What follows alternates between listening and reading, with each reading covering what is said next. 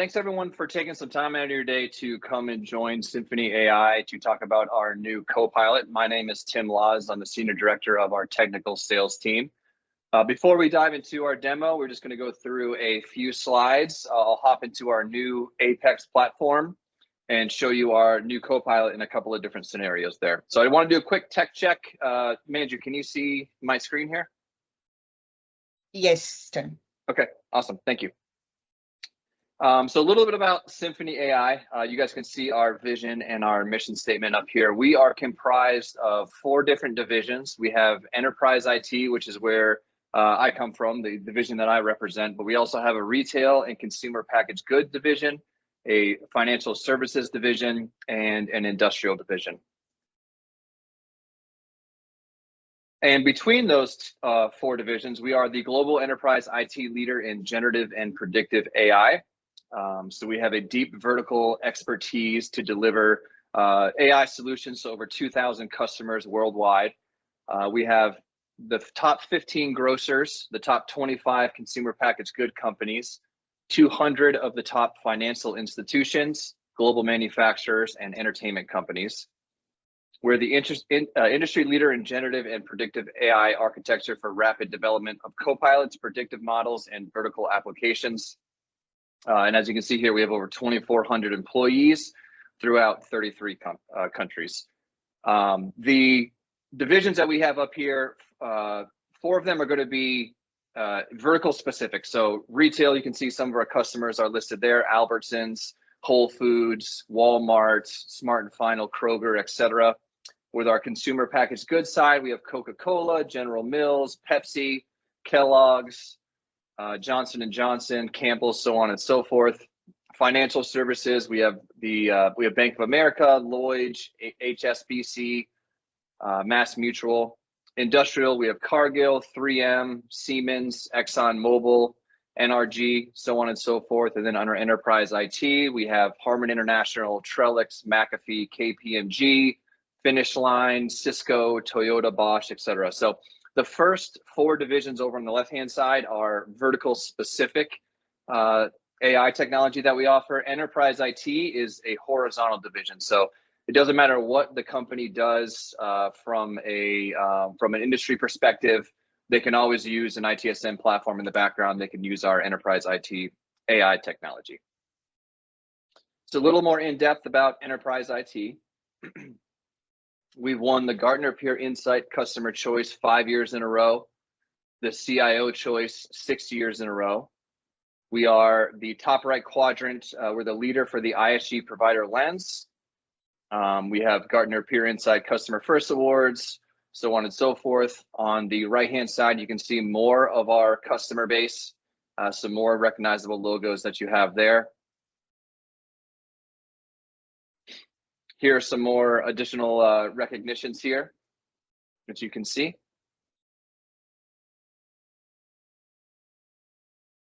And then now we're transitioning over to our AI and kind of where we are today. So starting out using traditional business intelligence, that could have been the bots that we were used to in previous iterations.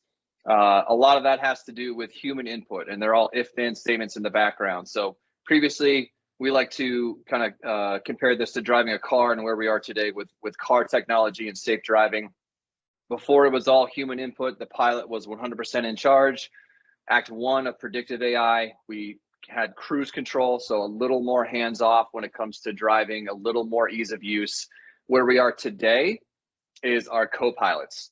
So it's ingesting the information, giving you predictive information, and generating information on the fly. So it's a little more hands-off. We do need some human input, of course. And then where we're going to go is going to be full autopilot, kind of like where Tesla is today. So kind of taking the human element out of it.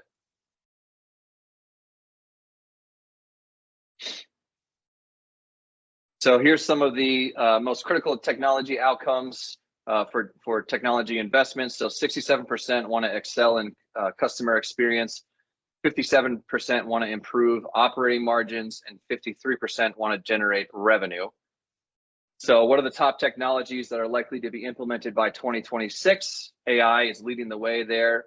Artificial intelligence and machine learning, followed by generative AI, distributed cloud, low code, no code platforms, which is what we offer with Apex, and then secure access service.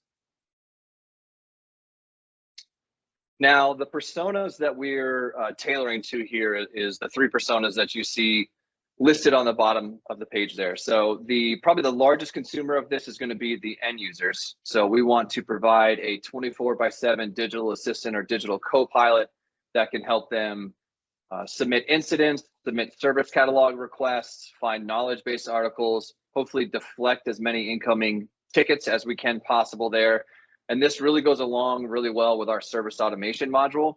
So you can create zero-touch situations there where an end user can request a service catalog, let's say, and our system can automate that entire process with 0 human interaction. The next persona is going to be the analyst. So we want to help with prioritizing workloads, operational intelligence, and writing knowledge-based articles. So an analyst can log in, they can ask the Copilot what's their current workload, how many open tickets are they working on, do they notice any trends, things like that as well. And then finally, we have the IT leader. The IT leader is going to be looking after major incidents, crisis management. They're going to want to know about trends and predictions that are happening within their environment. They might want to request reports to be built on the fly, things like that, where they would have to submit a request earlier, wait a couple of days for a report to be generated. Now they could just ask the Copilot and save them a lot of time. So on top there, we're kind of going after faster resolution, offering self-service expertise, 24/7 availability, and improved agent productivity. Now, what we offer from Symphony AI in our Apex platform are the 5 areas you see here. So we're a full IT service management platform. We're a no-code, low-code. I would actually say we are completely low-code within the user interface of the application, and I'll show you guys in a little bit here. Our architecture is we're a single tenant implementation, meaning each customer gets their own database and their own application server. But within the platform itself, the tool is multi-tenant, which means we have a global area, a global domain on top, and then underneath that, you can either have each department with their own area of the application and their own sub-admins.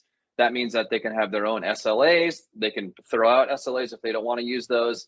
They can have their own categories and subcategories, so on and so forth. If it's an MSP scenario, the MSP provider could be the global domain, and then each customer they support could be a tenant underneath that.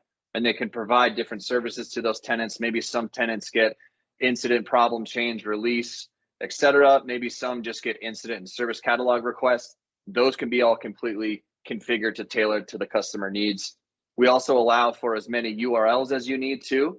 So each customer or each division could have their own URL. They can have their own branding, their own service portal, etc. So it's a very expandable platform. We have a really robust reporting and analytics module. We also have business rules. So those are kind of in-depth if-then statements. Moving on, we have enterprise service management. So we can handle way more than just IT issues. We have human resource, case management, facility service management, financial and legal service management. We're expanding this out into helping non-IT organizations handle security incidents within their organization as well. We also have enterprise asset management. So we have IT asset discovery. We have an agent and agent list discovery. We can also integrate with multiple platforms out there like Jamf, SCCM, Intune, etc., to pull that asset information into our platform. We have hardware and software asset management. So you can run compliance reports on those assets, like for software titles, things like that. We have asset lifecycle management, so you can track an asset from cradle to grave within the organization. And then asset compliance management, like I mentioned before. Along the service automation side, this is where we have that agentless architecture. So you can store scripts that have workflows within our platform, and these can be run autonomously. So some use cases it can work for are standing up virtual environments, maybe through AWS or through Azure. That could come through a service request that could then run scripts in the background of our system using a workflow, automatically provision or deprovision those environments on the fly with zero human interaction. We offer hundreds of integrations We have automated event-based task execution, and then we have that automation scheduler as well. So you can schedule these automations to run on whatever interval you want. Maybe it's monthly, quarterly. It could be an employee offboarding situation, and you schedule that to run the morning they're going to be offboarded, and our system can automatically restrict them from access of all the tech stack of that organization. And then finally, we have the generative AI Copilot. So we're using advanced NLU, service desk intelligence. We have live agent transfer. So if there's some reason that the Copilot cannot solve that use case for the end user, they can be transferred and chat with a live agent. And then we have a conversational studio as well, where our customers can actually get their hands on it and put input into the system itself. So here's an overview of our Apex platform. The functions on top, or the departments, that's kind of synonymous there. Obviously, we're supporting IT. We're an ITSM platform. But we also have human resources, facilities, finance, marketing, legal, field services. There's really no end to the list of functions that we can support there. We've gone the route of having multiple systems of engagement. So we obviously have our own, our SaaS offering, which can be found on any or used, I should say, on any common web browser. We also have web chat, email. We have direct integrations with Microsoft Teams, Slack, Google Chat, WhatsApp Business. We can integrate with IVR systems, so you can have phone calls come through. We have a web portal, web services, and a mobile application for Android and for iOS. Our systems of intelligence, we have intent identification, classification, workload management, self-service, and automation. And then our solution stack, IT service management, we're ITIL verified in 12 practices, enterprise service management, asset management, and there's the service automation, the Copilot there. So down below, you can see I spoke about the multi-tenant architecture within our implementation. We also have an integration hub. And when I say we're kind of a no-code platform, that's where the form and table designer really come in, where customers can redesign the entire platform without having any code put into the system. It's a WYSIWYG website designer, more or less. The workflow and business rules, they can be used in any module in the system. So not just service catalog or change management. You can link it to assets, users, incidents, whatever the case may be. And then we have also offer a service portal designer, like I spoke about before. So there's an infinite number of possibilities when it comes to designing the platform for yourself. And here are some last statistics I'll leave you with, some business IT proof points. We've had some customers automate over 65% of all their service requests, which is using our service automation module. That's led to a 50% reduction in the resolution time and a 30% reduction in hardware and software inventory costs when they're using our asset management module and running compliance reports. That's also led to a 2x increase in efficiency. They have a total view of their operations using our dashboards and notifications. And our implementations usually take around 90 days. So we have a really fast time to see value of the platform.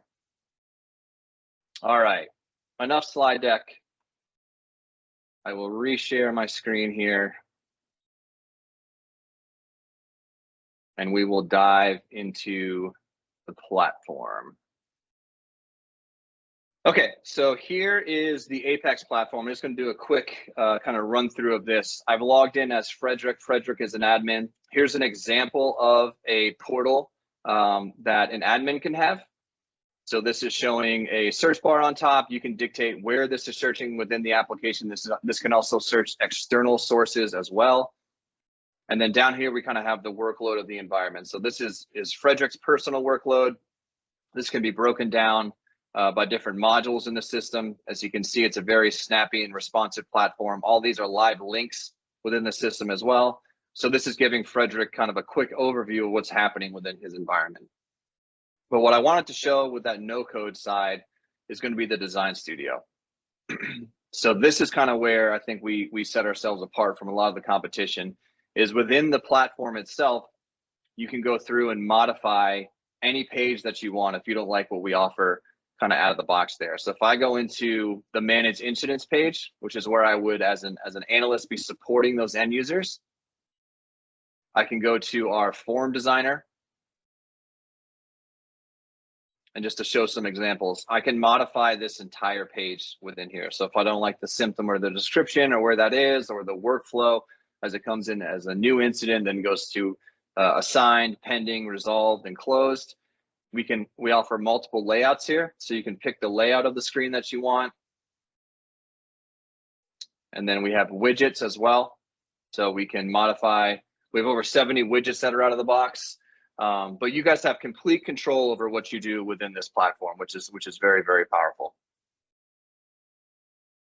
All right, I'll hop over to the Copilot real quick.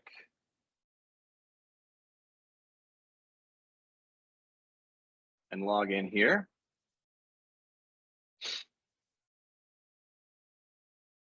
And show you some examples. So this Copilot can sit in our platform. It can sit on Microsoft Teams. It can sit in Slack, WhatsApp for Business. And what you guys saw over here too is that it can actually sit on other ITSM platforms. So I'll show you a demo of how this can sit on ServiceNow. So this is an independent product that we sell.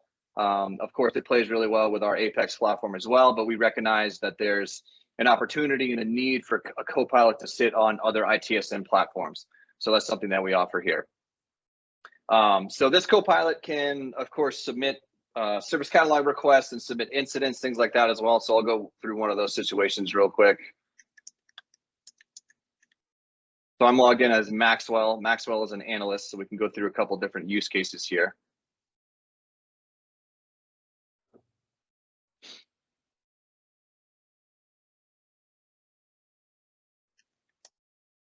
So I dropped my laptop in the parking lot, and the Copilot is going to go ahead and create that incident for me. Now, our goal with the Copilot is to integrate this with as much of the tech stack as possible within an organization. So we want this to pull information from knowledge repositories, human resource platforms. We want this to work with calendar software like Outlook or Google Calendar.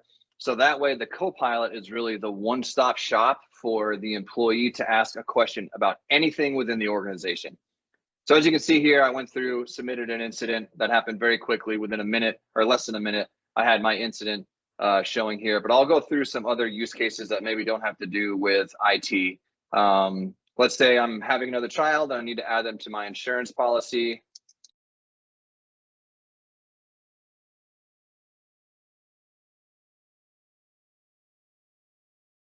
So this is something that maybe a new employee would ask. And instead of having to submit an incident that would go to human resources, that might take a little while for me to get a kickback and have that information provided to me, I can simply go in and ask the Copilot. And this is something, again, that's available 24/7. So this should give me the response on how I can add a dependent to my insurance policy. So there's the information there. Gives me a summary of what our Symphony AI insurance policy is, when I can add a dependent to that, so on and so forth. And then it actually references the employee handbook that it's pulling that information from. So if I wanted to continue this conversation, I could say yes, and it will provide me more information about our insurance policy. So you can see how quickly I got that answer. I didn't have to go submit an incident, wait hours or days to get that information back. As long as we have this plugged in with the right sources, then it's going to provide that information for me right away. So I got the information that I needed there. We'll go through another scenario. I actually had to travel to the Netherlands for a couple of days to do some demos for some prospects. So let's say I'm another new employee. I want to know about our travel policy.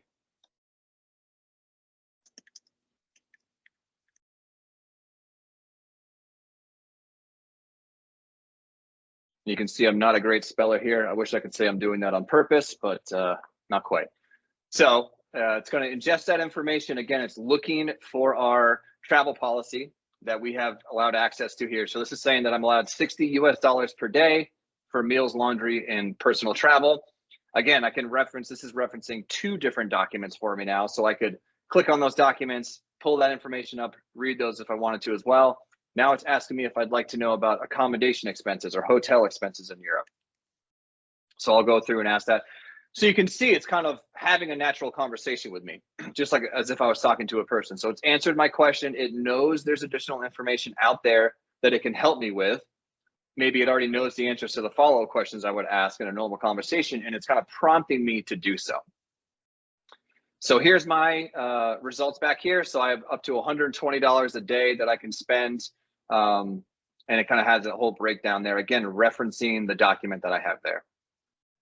And again, I can continue this conversation, and it will go through and continue to prompt me with more answers to my questions there. So really, really powerful there. And again, if we have this plugged in throughout the tech stack of an organization, I hope you guys can kind of envision how powerful this can be, where this is my one-stop shop. And once this kind of catches on within an organization, I really have a feeling this is where most people are going to go. We're not going to go to the service desk anymore. Of course, I got an error on the fly. Perfect. But this is where I would then go and ask those questions. So let's kind of transition, and I'll ask it about my workload now.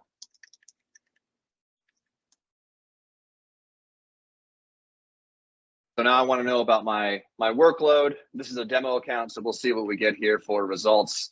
But hopefully I have a couple incidents that are assigned to me, so I can kind of know what am I in for the day, where do I need to allot my time and my resources personally to make sure I'm being the best that I can be at the job. So lucky for me, I only have 2 incidents that are assigned to me. It's referenced these incidents as well. So again, it's kind of giving me my workload there, which is pretty powerful. While we're at it, I will transition over to ServiceNow to show you what this would kind of look like here as well. So we have the same capabilities that I just showed you on the service portal. We can have this on a ServiceNow portal as well. So they can, those end users can, again, ask questions, things like that, but on a different platform's portal. But as I'm logged in as also as Maxwell in ServiceNow, so Maxwell is an analyst, and I'm going to go into an incident now and show you what that can look like. So I'm in a ServiceNow incident, and you can see here we have a couple of Copilot icons. So the first one on the top right will generate insights about this incident. So if I click on this within a couple of seconds, it's going to ingest that information and give me a summary of that. This is a closed incident, so I don't have more to show, but it would tell me about the interactions that have taken place, the sentiment of the user. Let me see if I can find a better example here. I'll go to one that's not closed here. Let's see if this will populate. So it gives you sentiment analysis. Here we go, about the user. So there's been no communication so far on this incident. Neutral sentiment. This also recommends next steps for the analyst, and then also tells you the potential risk of escalation. So this one thinks it's a low risk of escalation. But this is also going through. So if we looked at the subject of this, it should have said that wireless access is down in their network. They can't connect. So this reads that and then provides next step. This can be based on knowledge-based articles. This can be based on previous resolutions to similar incidents. But this is really kind of giving that analyst a step up and a quicker way to support those end users. So some of the statistics I was showing before, 50% faster resolution of incidents. This is how some of our consumers are doing that, by leveraging our AI technology, getting those recommendations, and then submitting that to the end user. So here's the next steps that the Copilot is recommending. Now, let me go to an incident that is either resolved or closed, and I'll show you the next step. So if this was in a resolved state, this one already has a resolution code and notes, but the second iteration of the Copilot down here can generate the resolution and the solution for those users. So I clicked on that. It's generating the notes for me. Here we have our resolution summary, the investigation and interactions performed, and then we also have a recommended resolution to this incident. So now what the analyst can do is that I can either override the resolution that I had already submitted if I like this more, or I could append that to the notes as well. So try to think about how much time I should say, this can save an analyst by going through and letting the AI, the generative AI, create these resolutions, create these suggestions. We can create knowledge-based records for people. In our service automation engine, we can create scripts for people. So you could say, hey, I want a script to add a user to Active Directory. And in our Copilot, in our service automation platform, You can just say that's what you want to do. I want that in whatever language I want, PowerShell, Bash, Batch, Python, Perl. You click generate, and that will generate the foundation of that script for you automatically, saving a lot of time. So really powerful stuff here. So that's an example of the Copilot in our platform in Apex, and then also within ServiceNow. And what I'm going to do again is shift my screen one more time and show you what this can look like within within Teams. I just got to find, I got 100 windows opened up here. Hang on. There's Teams. Okay.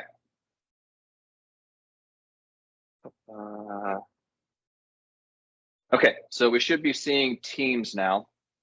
So Teams, we just have this pinned as an app or as a channel within Teams. So this could be something that we create for your organization.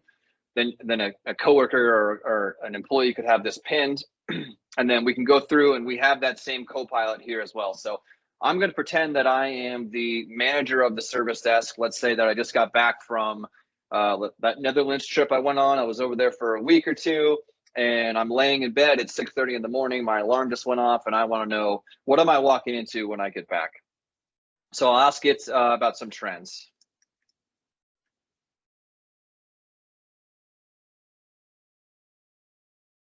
So how many P1 tickets did we have in the last 30 days? Or maybe I'm preparing for a meeting, let's say. So ask that. Again, Copilot's ingesting that information, generating that information on the fly here. And then I'll get my results back. So this should give me just a summary of what's taking place. Again, this is a demo environment, so I don't exactly know what results we're going to get back here. That's the fun part about using the Copilot in a demo environment, is the answers constantly change. But here we go. So lucky for us, only one P1 ticket that was found, gave me the ticket information, when it was logged, what information about the ticket, so a summary of that. Ticket is currently resolved. So if we had more results, more tickets, a trend would make more sense, but I'm gonna go ahead and ask it and we'll see what we get here.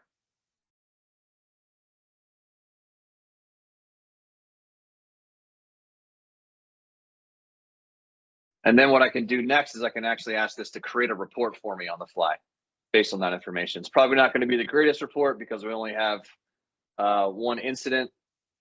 So P3 tickets are the most common, followed by P4, then P1.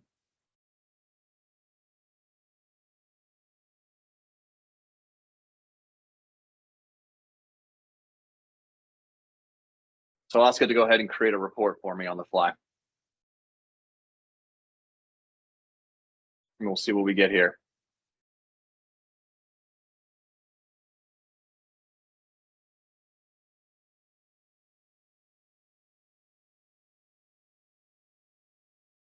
Okay, so it's asking me for additional information there as well. So you can see it's asking questions about how do I want this graph to be created. I'll give you an example of a previous one up here.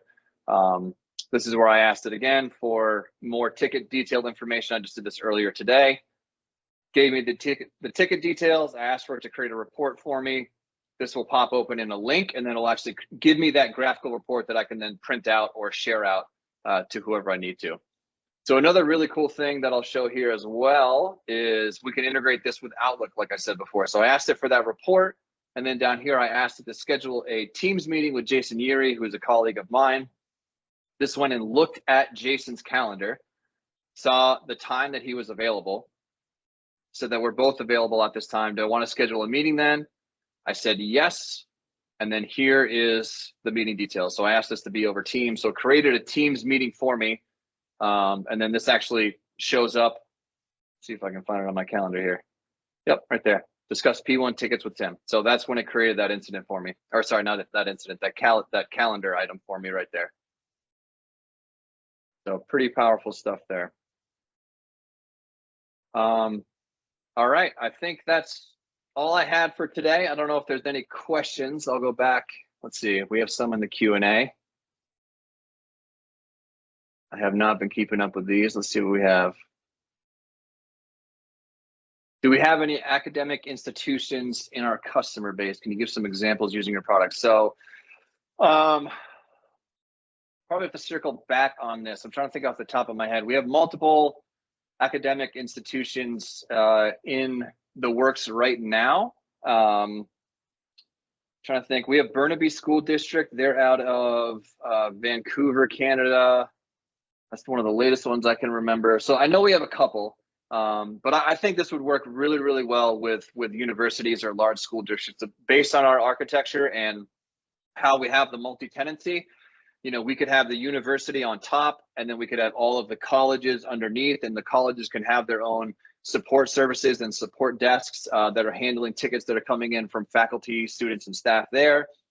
Same thing with larger school districts. If it's a school district that's got, 6 or 8 high schools or middle schools within it, the district itself could be the central service desk, but then each of those, those elementary schools, middle schools, high schools, they could have their own tenant in the system, which would then provide them with their own service desk, and they can run it. They can have their own rules and regulations within that, and the data would never get commingled based on roles and permissions there.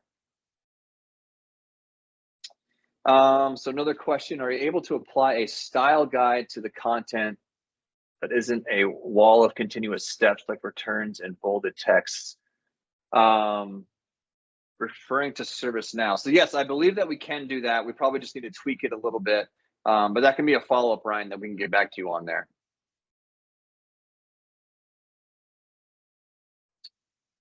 All right. Those are all the questions that I see. We really, really appreciate your time today. Thanks for being a great audience. I hope this was beneficial to you and you guys can see the power of our new Copilot. Any questions, please don't hesitate to reach out to us, and we'll be doing a lot more of these webinars, so you'll see us soon. Thanks a lot.